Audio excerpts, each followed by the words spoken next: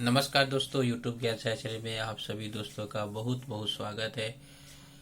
दोस्तों, W B TET preparation EVS के लिए ये मेरा पार्ट डी जो वीडियो है मैं आपके समक्ष लाया हूँ। इसमें आगे के चैप्टर क्या क्या है, चतुर्थ कक्षा के वेस्ट बंगाल के सरकारी किताब ईवीएस के, जो कि मैं इसमें बतला रहा हूँ आपको।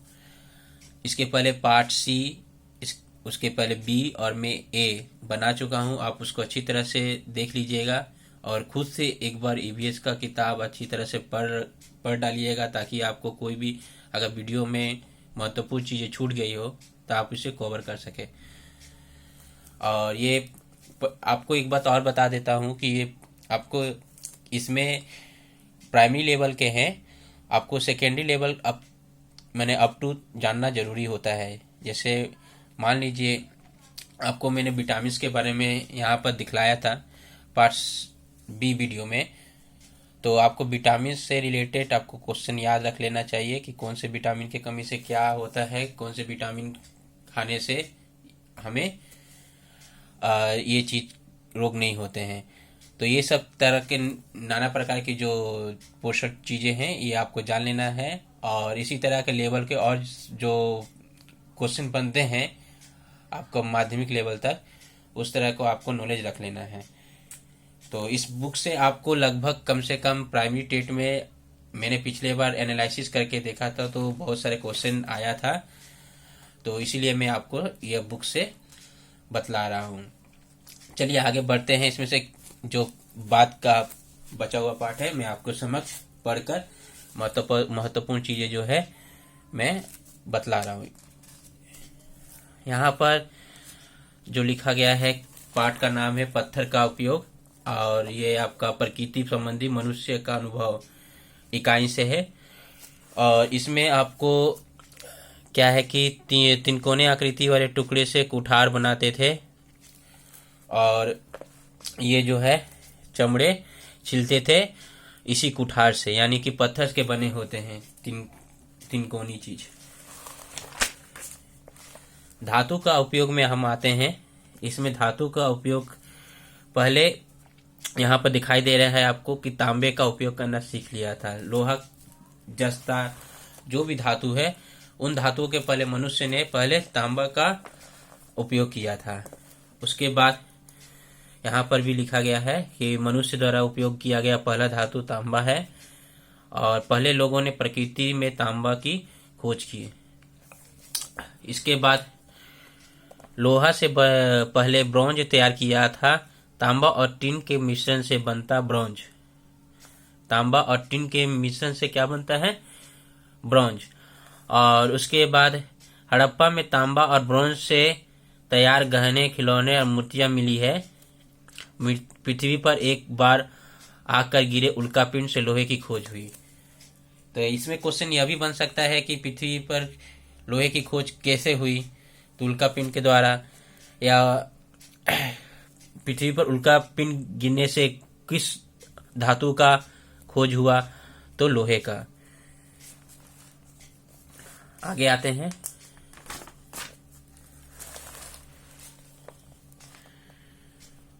इसमें पहिए का बारे में बताया गया है, प्रतिदिन काम आने वाला पहिया। तो इसको मैं अभी आपको इसमें मैंने जरूरत कुछ दिखाई नहीं दे रहा है। पहिया तो पहले लकड़ी का था, उसके बाद फिर आपका लकड़ी से फिर रबर आया है। तो यहाँ पर देखिए कि पहिए को मजबूत रखने के लिए लोहे की खाल चढ़ाया था। तो लोहे की हाल बीच में था, और उसके बाद फिर रबर की पहिया बहुत देर के बाद आई थी। पहिए से आप समझ पा रहे हैं यातायात संबंधी सुविधाएं प्राप्त हुई। इसके बाद लाठी जो लकड़ी का है उसका क्या क्या काम आता है वो तो आप समझ पा रहे हैं। और आगे चलते हैं क्या है।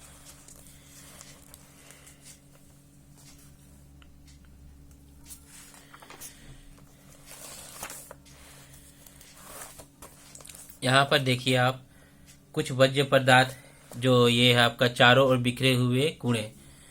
कुछ वर्ज्य पदार्थ मिट्टी में नहीं मिलते हैं, जैसे प्लास्टिक की बोतल, कांच का टुकड़ा, प्लास्टिक का पैकेट, टीन का डब्बा। ये जो आपका है गलते नहीं है, सड़ते नहीं है, वैसे के वैसे ही रहता है। पिछले बार प्रश्न पूछा गया था टीईटी में कि प्लास्टिक की बोतल या कौन सी चीजें जो गलते नहीं है, ऐसे ही कुछ क्वेश्चन था। तो उसमें से प्लास्टिक का ऑप्शन था, तो जो प्लास्टिक में टिक किए होंगे वो सही किए होंगे।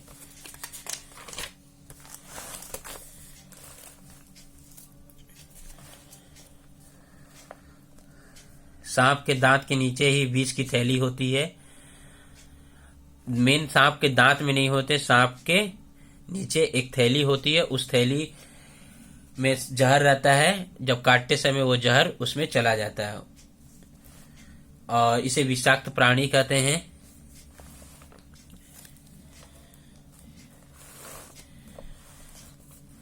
यहाँ पर दिया गया है कि शरीर अस्वस्थ होने का कारण। तो इसमें क्या है, सर्दी और खांसी, ज्वर, चोट लगने से दर्द, कट जाने पर, पेट का रोग निवारण के लिए। तो यहाँ पर क्या करना है, सर्दी खांसी जो किस किस पौधे से ठीक होता है, ज्वर कौन से पौधे का उपयोग से ठीक होता है, चोट लगने पर क्या लगाने से ठीक होता है। ये पिछले बार ये प्रश्न आया था कि किस पौधे से, जिस अर्जुन के पेड़ के बारे में आया था, तो अर्जुन के पेड़ से हमें क्या ठीक होता है। तो अर्जुन के पेड़ से जहाँ तक कि उसमें ये हृदय संबंधित रोग होते हैं वो ठीक हो जाते हैं। इसके अलावा उसका जो विशेषता है अर्जुन के पेड़ के बारे में आप लोग देख लीजिएगा। यहाँ पर देखिए बहुत सारे औषधीय पौधे हैं, तुलसी, नयनतारा, कालमेघ, प्रत्येक का विशेषताएं आप लोग देख लीजिएगा।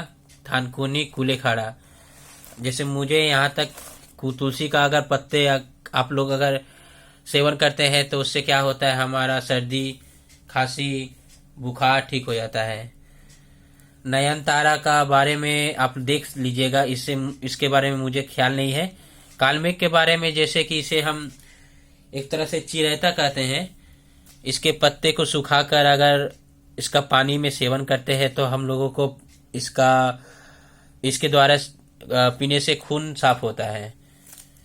और थानकुनी जो आपका थानकुनी के बारे में भी ख्याल मुझे नहीं पड़ा। कुलेखाड़ा जो है इससे आपका निर्माण होता है खून का। आप इसको डिटेल्स में नेट से पढ़ लीजिएगा, अच्छा रहेगा। कुछ औषधीय पौधे, सिनकोना, नीम, पपीता खाने से, आंवला, जामुन, रातरानी और सूसनी साग, कलमी साग, ये सब देख लीजिएगा आप लोग। ये सब साग जैसे कि इसका वासस्थान क्या है, सूसनी साग कहाँ पर होता है, रातरानी क्या है, जामुन में, आंवला में क्या विटामिन होते हैं, पपीता में, ये थोड़ा देख लीजिएगा आप। आंवला तो जैसे खट्टा भी होता है, कैल्शियम भी ज़्यादा रहता है इसमें। इसको खाने से हमारे खून ठीक रहते हैं, बाल का झड़ना और उसके बाद नाना प्रकार के जो रोग होते हैं हमारे वो ठीक करते हैं। आप ज़्यादा डिटेल्स के लिए नेट में देखकर या किताबों के द्वारा पढ़कर आप लोग देख लीजिएगा, किंतु पढ़िएगा जरूर, क्योंकि इससे आपका प्रश्न पूछा जा रहा था पिछले 2015 में। यहाँ पर से देखिए मुझे यह समझ में आ रहा है कि पहाड़ी अंचलों में लोगों की जीविका कैसी होती है। तो यहाँ पर पहाड़ी अंचलों में जैसे बागान चाय की होती है,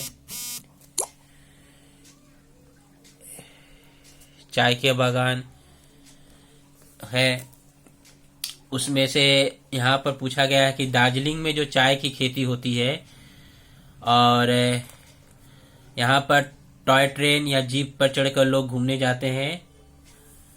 फिर इसके बाद पहाड़ी पर सीढ़ी नुमा ढंग से खेती करना पड़ता है। किस तरह खेती होता है? सीढ़ी नुमा खेती होती है। इसके बाद नेक्स्ट आते हैं, अगर वहां पर जगह इस तरह था इसीलिए वैसा लोगों का जीविका है। रानीगंज, बर्धमान, वहां पर आपका संसाधन के रूप में कोयला उपलब्ध है और ये हमारे परंपरागत संसाधन है, रिसोर्सेबल जो है। और इसके बाद समतल भूमि और जलीय भूमि पर इनका ये होता है, जगह है। समतल और जलीय भूमि पर आपका किस तरह का लोग काम करते हैं? कृषि कार्य, मछली पकड़ना, व्यवसाय करना, ये आपका काम होता है, ऑफिस में जाना इत्यादि। लकड़ी चिराई मिल कहाँ पर है? लकड़ी चिराई मिल आपका जलपाईगुड़ी में है और यहाँ के लोगों को जंगलों से लकड़ी का संग्रह करने का काम है।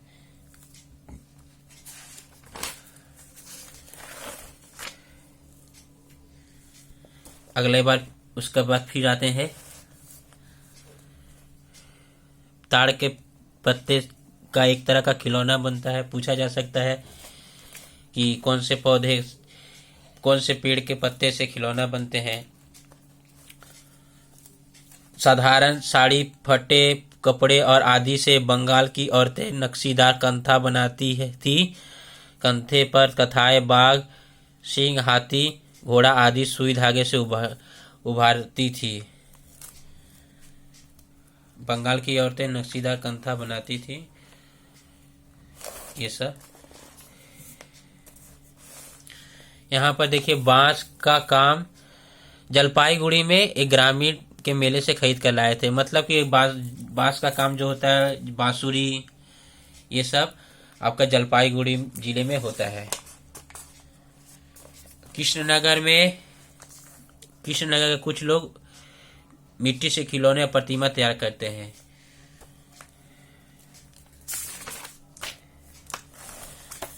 कहाँ कौन सा जगह पर क्या काम होता है ये आपको बताया जा रहा है इस चैप्टर में।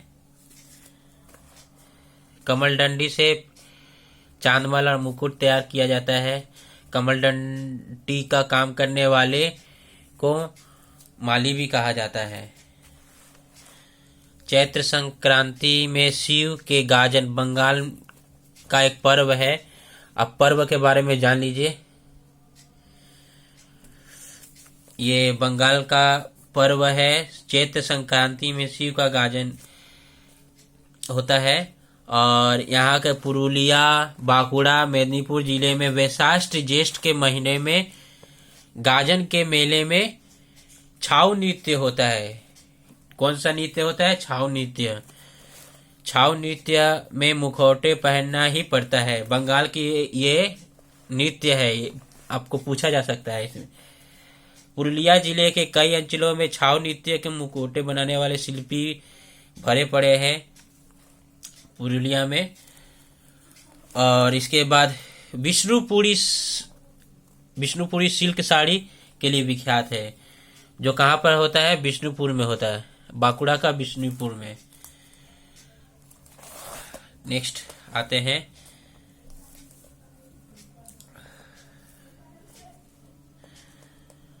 यहाँ पर लिखा गया अंगूठी, बाला, कान की बाली, दाव, कुदाल, थाली, कटोरी, गिलास किस धातु से तैयार होता है? ये तो आप समझ ही जा रहे हैं। बांकुड़ा और बर्धमान जैसे अनेक जिले में कुछ लोग मोम और धुने की सांचा में पिघला हुआ पित्तल डालकर अनेक प्रकार की मूर्ति तैयार करते हैं। बांकुड़ा और बर्धमान में मोम और धुने की सांचा से मूर्तियां तैयार होती है। पित्तल के इन चीजों को ढोकरा कहा जाता है। पित्तल के बने चीजों को क्या कहा जाता है? ढोकरा कहा जाता है। पित्तल ढालने वाले शिल्पों को कहीं मालाहार, कहीं सैंकड़ा और कहीं ढेपो कहा जाता है। क्या कहा जाता है? कहीं मालाहार, कहीं सैकड़ा तो कहीं ढेपो कहा जाता है।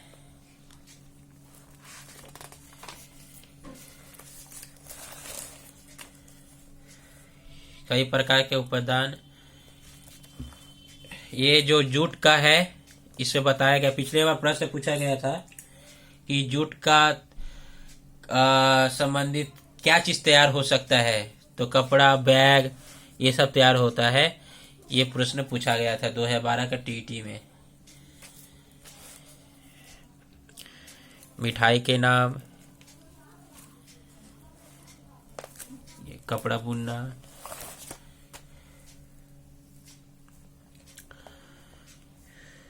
छोटा कारखाना किसको कहते हैं, जो घर पर होते हैं उससे नहीं, जो छोटा कारखाना मतलब जहाँ पर मशीन वगैरह और लोग कम होते हैं उसको लघु शिल्प कहते हैं। घर पर जो काम करते हैं या घर पर जो काम होता है उसे कुटीर शिल्प कहते हैं।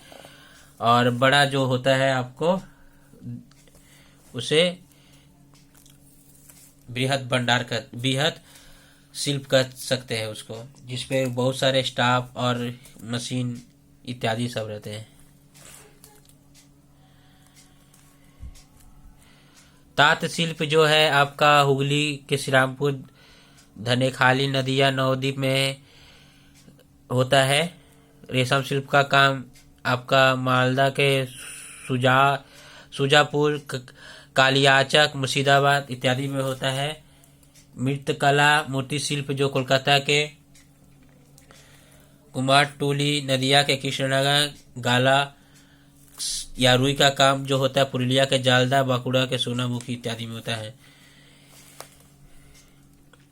चितरंजन जो है रेल इंजन का काम होता है चितरंजन में।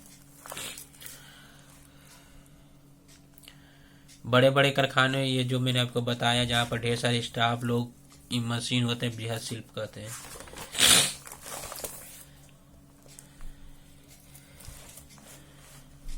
आगे आते हैं, मिट्टी से बनी हुई बुद्ध की मूर्ति देखी थी, ये कुछ नहीं है। हाथ का काम या इसे शिल्प कर्म कहते हैं। बांकुड़ा कभी जाओ तो पक्की मिट्टी के विभिन्न प्रकार का काम देखा जा सकता है। यहाँ पर ऐसा कुछ नहीं दिखाई दे रहा है।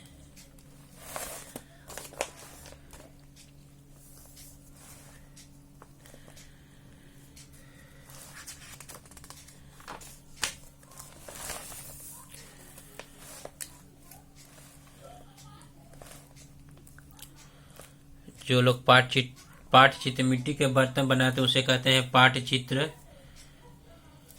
मिट्टी के बर्तन में चित्रकारी करने का कार्य को पाटचित्र कहते हैं। पूछा भी जा सकता है।